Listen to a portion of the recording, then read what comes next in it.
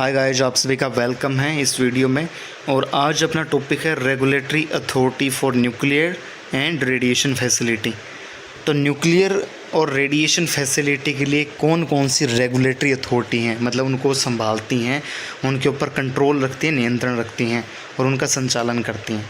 तो भारत के अंदर कुछ ऐसी हैं और इंटरनेशनल में भी बनाई गई हैं जो भारत वाली या फिर अन्य देशों वाली उसको फॉलो करते हैं, उसके रूल को फॉलो करते हैं और हो सके तो अपना थोड़ा बहुत मॉडिफिकेशन करके उसके साथ में ही काम करते हैं। तो ऐसी होती है रेगुलेटरी अथॉरिटी जो उसका रेगुलेशन करती हैं, है ना।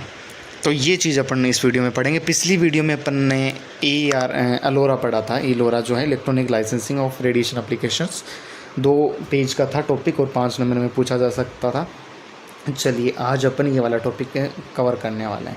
तो सबसे पहले आता है एक ऑर्गेनाइजेशन है IAEA, international atomic energy agency. IAEA क्या होता है? देखो, इंटरनेशनल एटॉमिक एनर्जी एजेंसी को 29 जुलाई 1957 में इस्टेब्लिश किया गया था। तो सबसे पहले इसकी स्थापना कब हुई थी? 29 जुलाई 1957 में। IAEA एक इंटरनेशनल ऑर्गेनाइजेशन है, मतलब इंटरनेशनल पूरे विश्व भर की बनाई हुई एक ऑर्गेनाइजेशन है जो कि न्यूक्लियर एनर्जी का यूज मिलिट्री पर्पज़ के लिए रिड्यूस करके पीसफुल यूज़ को प्रमोट करता है। तो इंटरनेशनल जो एटॉमिक एनर्जी एजेंसी है वो क्या करती है कि मिलिट्री गोला बारूद बनाने की बजाय आप इसका यूज है वो पीसफुली करो, है ना। मेडिकल के लिए, डायग्नोस्टिक के लिए करो, आप अच्छे काम के लिए करो, मतलब, है ना, उसके लिए कम करो, रिड्यूस करो उसके लिए, और पीसफुल यूज़ को बढ़ाओ, प्रमोट करो। तो ये होता है IAEA का काम, ठीक है। न्यूक्लियर एनर्जी का यूज़ है मिलिट्री पर्पज़ के लिए कम करो और पीसफुल यूज़ में बढ़ावा दो। इंटरनेशनल ऑर्गेनाइजेशन है, स्थापना 29 जुलाई 1957 को हुई थी।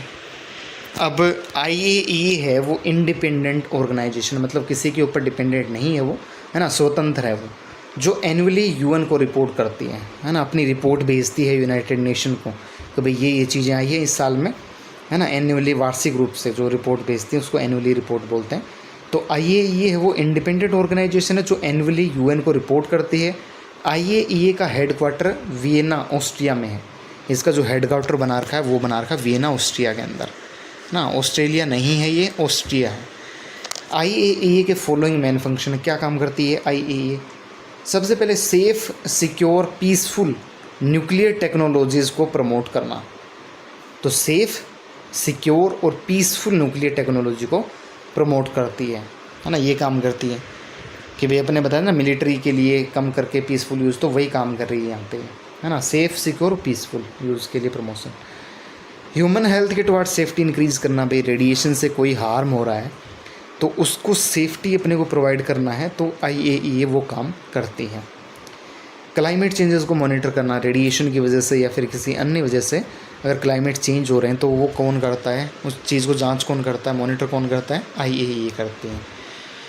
वाटर सफिशिएंसी को इन्हांस करना, ये काम भी कौन करती है? IAEA करती है। न्यूक्लियर पावर का सेफ़ यूज इंश्योर करना, तो जो न्यूक्लियर पावर है वो सही यूज होनी चाहिए। जैसे न्यूक्लियर पावर प्लांट हैं, बिजली वगैरह बनाने के लिए न्यूक्लियर रिएक्टर है ना, उनमें यूज होना चाहिए। कहने का मतलब न्यूक्लियर जो सोर्स है वो, ना कि एटम बम बनाने में, ऐसी चीज़ों में यूज़ नहीं होना चाहिए, है ना। लोगों की सेफ्टी के लिए यूज़ ज़्यादा होना चाहिए, उसका पीसफुल यूज़ होना चाहिए। तो ये चीज़ कौन संभालता है? IAEA, ठीक है। उसके बाद में आता है ICRP, आपने नाम बहुत बार सुना होगा, international commission on radiological protection. तो जो रेडिएशन से प्रोटेक्शन से रिलेटेड जितने भी रूल बनाने होते हैं वो ICRP बनाती है ना। किस चीज़ की थिकनेस रहेगी, जैसे लेड एप्रिन की थिकनेस इतनी रहेगी, थॉरोइड शील्ड कितनी रहेगी, है ना, गोनाड शील्ड की थिकनेस इतनी रहेगी, लेड गोगल कितनी रहेगी, जो व्यूइंग विंडो है उसकी थिकनेस इतनी रहेगी, लेड में इतना इक्विवेलेंट होगा। तो ये सारी चीज़ें कौन बताती है? ये ICRP डिसाइड करती है, वो ये चीज़ बताती है अपने को। इसको 1928 में बनाया गया था, ठीक है। ICRP आयनाइजिंग रेडिएशन के साथ एसोसिएटेड रिस्क से प्रोटेक्ट करने के लिए गाइडलाइन और रिकमेंडेशन प्रोवाइड करवाता है। तो 1928 में तो इसको बनाया गया था। ICRP जो होती है वो आयनाइजिंग रेडिएशन के साथ जो रिस्क हो सकते हैं, है ना, कैंसर वगैरह का रिस्क है या फिर कोई जीन म्यूटेशन, इन सब चीज़ों का जो रिस्क है उसके साथ एसोसिएटेड जो रिस्क हैं, ठीक है, उससे प्रोटेक्ट करने के लिए, उससे बचाव करने के लिए गाइडलाइन बनाती है और रिकमेंडेशन देती है। ये काम करती है आपकी ICRP, ठीक है। ICRU एक सिस्टर ऑर्गेनाइजेशन है ICRP की, और इसकी फुल फॉर्म क्या है, international commission on radiation units and measurement. ये ICRU की जो आपकी क्या बोलते हैं फुल फॉर्म होती है ICRU की, है ना, international commission on radiation and units and measurement. चलिए, ICRU का मेन फंक्शन क्या होता है? ICRU का मेन फंक्शन होता है कंसेप्ट, डेफिनेशन एंड रिकमेंडेशन को डेवलप करना ताकि क्वांटिटीज़ एंड उनकी यूनिट का यूज़ किया जा सके for ionising radiation and matter के साथ इंटरेक्शन के लिए। तो ICRU का मेन फंक्शन क्या है? कंसेप्ट को बनाना, डेफिनेशन बनाना और रिकमेंडेशन डेवलप करना, है ना, ताकि क्वांटिटी है, रेडिएशन जो क्वांटिटी है या फिर उनकी यूनिट है, उनका यूज़ किया जा सके for ionising radiation and matter के साथ इंटरेक्शन को बताया जा सके। फिर इंटरनेशनल बेसिक सेफ्टी स्टैंडर्ड्स होते हैं, जो BSS होता है, आपने मार्क देखा हो आपके फ़ोन के पीछे BSS का मार्किंग होते हैं। लाइफ में डेंजर को मिनिमाइज़ करने के, हेल्थ प्रोटेक्शन के लिए सेफ्टी स्टैंडर्ड को एस्टैब्लिश एंड अडॉप्ट करना। IAEA की safety standard series nuclear safety, radiation safety, transport safety, waste safety, ये सब चीज़ें आती हैं।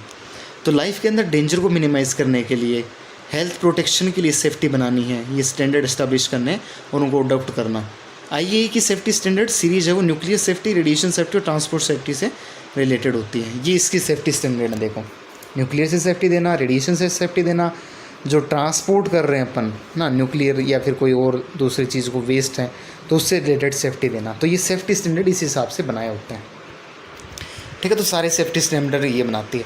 अब अपना मेन टॉपिक है इसके अंदर, जो बड़ा टॉपिक है ना, 20 नंबर का डायरेक्ट भी पूछ सकता है ERB, atomic energy regulatory board. Radiation and radioactive substance के many beneficial and useful application है। जो रेडिएशन होती है और जो रेडियो एक्टिव सब्सटेंस है, जो पदार्थ हैं, है ना, सोर्स हैं, उनके बहुत सारे बेनिफिशियल और यूजफुल एप्लीकेशन हैं। इनका use nuclear power generation, medicine industry and agriculture में किया जाता है। इसका यूज़ कैसे किया जाता है? न्यूक्लियर पावर जनरेशन में, है ना, आपको बिजली वगैरह बनानी है ना, पावर प्लांट के अंदर कुछ और काम करना, न्यूक्लियर भट्टी में, तो उसमें यूज़ किया जाता है। मेडिसिन में यूज़ किया जाता है ना, इंडस्ट्री में यूज़ किया जाता है और एग्रीकल्चर में यूज़ किया जाता है, इन सब का, है ना, रेडिएशन और रेडियो एक्टिव सब्सटेंस का।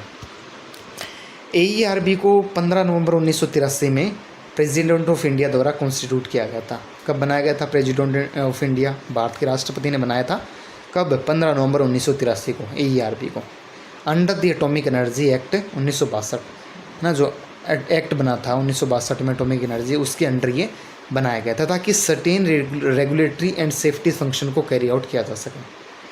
क्यों बनाया गया था? इसलिए बनाया गया था ताकि रेगुलेशन किया जा सके, है ना, रेडिएशन वाली चीज़ों पे, इक्विपमेंट पे या फिर कोई और चीज़ है, टूल है, उसके ऊपर, है ना, और सेफ्टी फंक्शन, सेफ्टी से उसको कैरी आउट किया जा सके, काम चलाया जा सके, उसका यूज़ किया जा सके, मेडिसिन में या फिर कोई और एग्रीकल्चर में है, इन सब चीज़ों में, इंडस्ट्री में सेफली यूज़ किया जा सके, सेफ फंक्शन किया जा सके।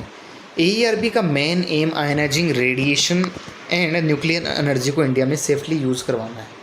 तो क्या है, देखो, EERB का मेन एम, उद्देश्य क्या है, क्यों बनाई गई थी EERB इसलिए बनाई गई थी ताकि जो आयनाइजिंग रेडिएशन है और जो न्यूक्लियर एनर्जी है उसको इंडिया के अंदर सेफ यूज़ किया जा सके, सेफ्टी से यूज़ किया जा सके, उसका हार्म नहीं होना चाहिए, मतलब मेन फंक्शन ऑफ EERB। अब EERB के फंक्शन कौन कौन से हैं, काम क्या क्या करती है EERB? देखो, बहुत सारे काम है, इसके एक एक करके पढ़ते हैं अपन।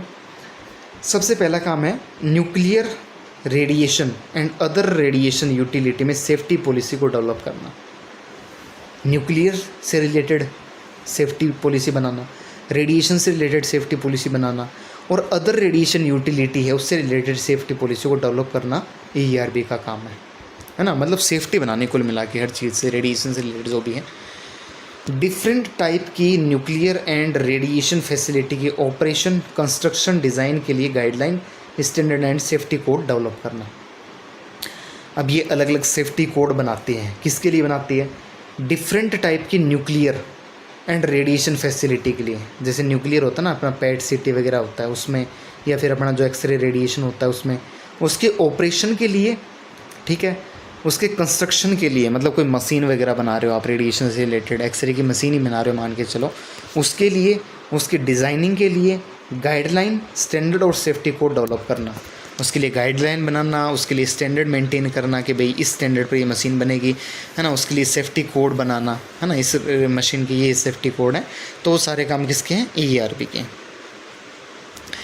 AERB अपनी गाइडलाइन फुलफिल करवाती है रेडिएशन से रिलेटेड फैसिलिटी को यूज़ करने से पहले।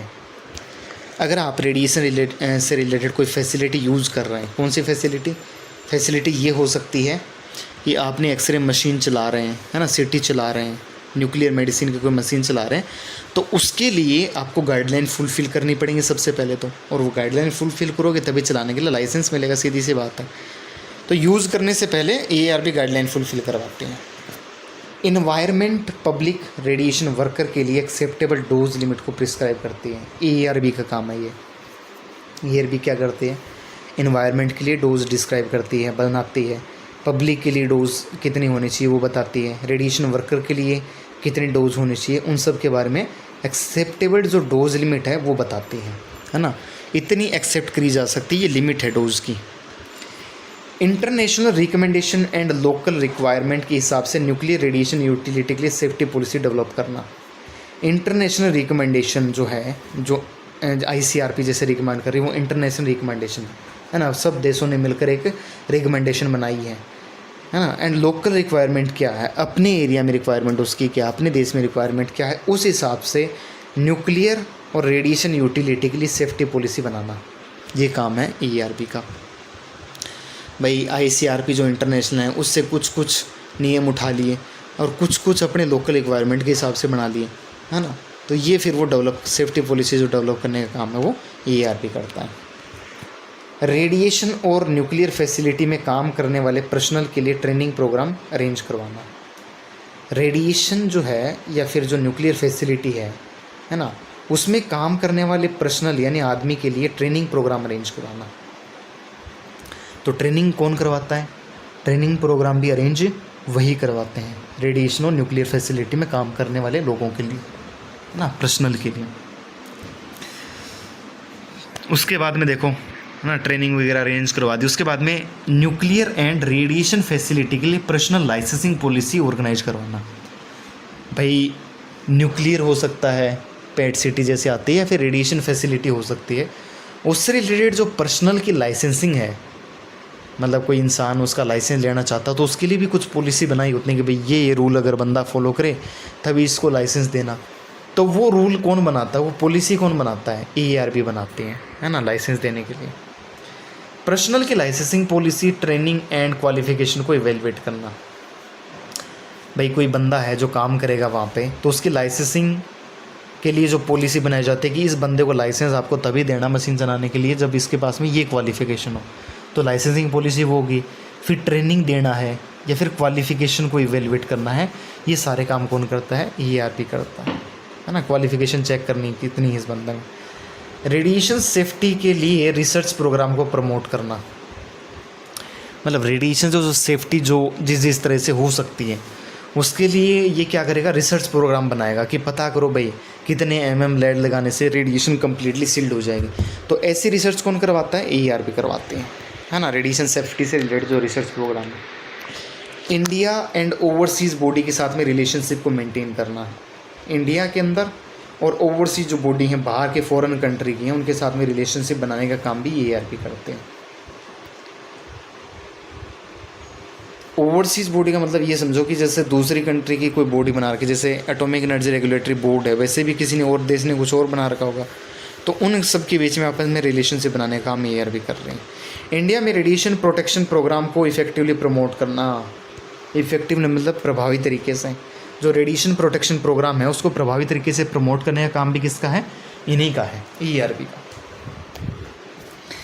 अब देखो क्या बोल रहा है, नेक्स्ट है AERB फॉलोइंग के लिए गाइडलाइन बनाएगी। भाई AERB किसके लिए गाइडलाइन बनाती है उसके बारे में बात करते हैं। तो है सबसे पहले है न्यू रेडिएशन इक्विपमेंट के इंस्टॉलेशन के लिए अप्रूवल। भाई आपको कोई नया इक्विपमेंट लेना रेडिएशन से रिलेटेड, है ना, उसके इंस्टॉलेशन करने से पहले आपको अप्रूवल चाहिए। तो ये गाइडलाइन भी AERB बना रही है ना। ये गाइडलाइन बनाती है कि हम अप्रूवल देंगे तभी आपको ये काम कर सकते हैं, आप लगा सकते हैं मशीन।